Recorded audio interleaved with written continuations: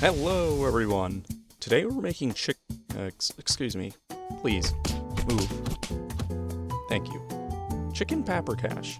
This delicious and unique Hungarian dish was a staple in the homes of peasants and nobles alike in the 1800s, but has fallen a bit out of popularity today for reasons unknown to me, and I'd like to see that changed. There's no reason a dish so simple yet so amazing shouldn't be a household staple today too. Now, let's get into it. Here's most of what you'll need. Measurements in the description below, as always. This is my take on chicken paprikash, but there's many ways to prepare this dish. The yogurt can be substituted for milk or cream, and some recipes exclude dairy altogether, while the butter can be substituted with bacon, oil, or other animal fats. Like most peasant dishes, it was designed with the intention of using what was available. When it comes to our chicken, you can use whatever you prefer. Thighs, breasts, bone in, bone out, doesn't matter much. Just be aware that the presence of bones does increase your cooking time a bit. I'm using these chicken breasts, which honestly I'm not the biggest fan of, but a recipe like this that features a delicious sauce does them a lot of good. So I'm going to slice these into thinner slivers, or cutlets. You could also flatten them out with a mallet as well, but just slicing them like this works just fine too. This is going to allow them to cook faster, as well as give us a better chicken to sauce ratio with each bite. This dish is all about the sauce. I'm going to coat these cutlets in a little seasoned flour, with just some salt and pepper. This very light coating is going to achieve two things. First, it'll help the sauce stick better to the chicken, and second, it'll help thicken the sauce, by creating a roux-like effect in the pan after we sear off the pieces. Make sure you get a good coating on there. The chicken should be dry to the touch after we're done with it. While many recipes involve flour to thicken the sauce through the use of a roux, I keep coming back to flouring the chicken instead. When the coated chicken sits in the sauce, it absorbs some of it and it becomes a little goopy, but in a good way. It creates this really grandma's home-style cooking kind of vibe that's really quite special. In a medium-sized pan, preferably one with some depth to it, like this one here, over medium heat, we'll add some oil and half of our butter. The oil is going to help prevent our butter from burning. And then we'll proceed to sear off our floured chicken cutlets. Try not to disturb them too much. They need a few minutes on each side to form a nice crust. Don't worry about fully cooking them in this step. It's actually better if they're a bit undercooked after we've seared them. They're going to be cooked a second time in the sauce at a later step, so just focus on getting a good sear on the outside.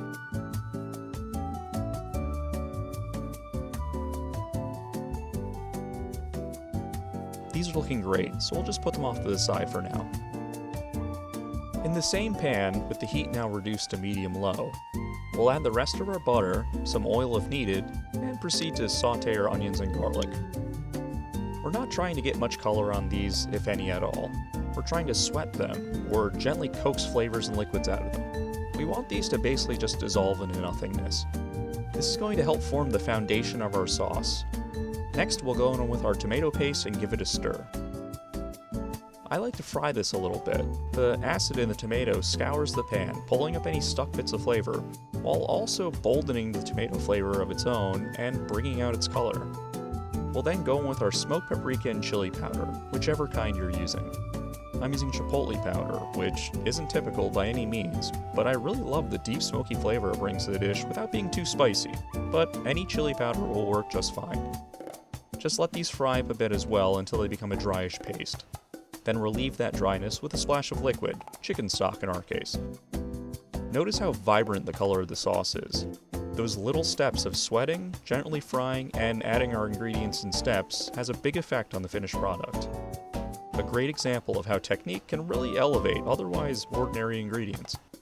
Now, we don't want to rush this sauce, so keep your temperature relatively low. This will allow the ingredients to slowly steep their flavor throughout the liquid, almost as if like we were making a savory tea, where too much heat is actually detrimental to the flavor. As this comes up to a simmer, you should notice it slowly thickening and becoming silkier and smoother. That's our flour contributing its thickening properties, as well as just the natural forces of reduction at play. Now it's a good time to check for seasoning. This could use a touch of salt and pepper, but it's coming along beautifully otherwise. I think it's time to add in our dairy now and give it a good stir. While sour cream is the most common dairy product to use, news. Adding some heavy cream, or yogurt in this case, can help thin it out a little, which can prevent our sauce from becoming too thick. Yogurt in particular has a slight acidic tang to it that I find really pleasant in this dish. Using a better stirring utensil can really help in incorporating the dairy here. Or you can stubbornly get away with using tongs, like me. And then we'll just add our chicken back into the sauce, as well as any juices they might have put out while resting.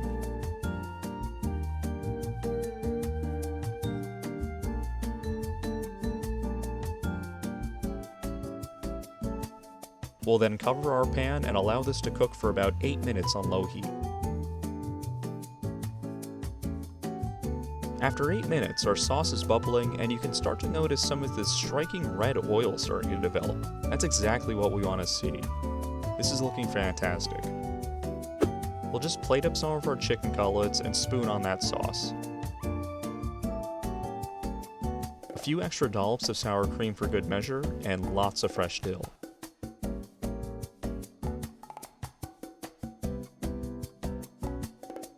And there you have it. Chicken Paprikash.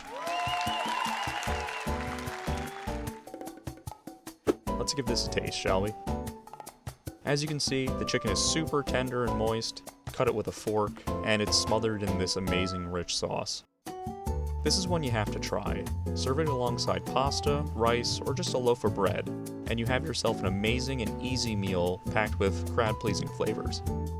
If you're new here, welcome to my channel. I like making delicious and honest home cooking that anyone can make without needing expensive ingredients, a professional kitchen, and/or extensive culinary expertise to make themselves.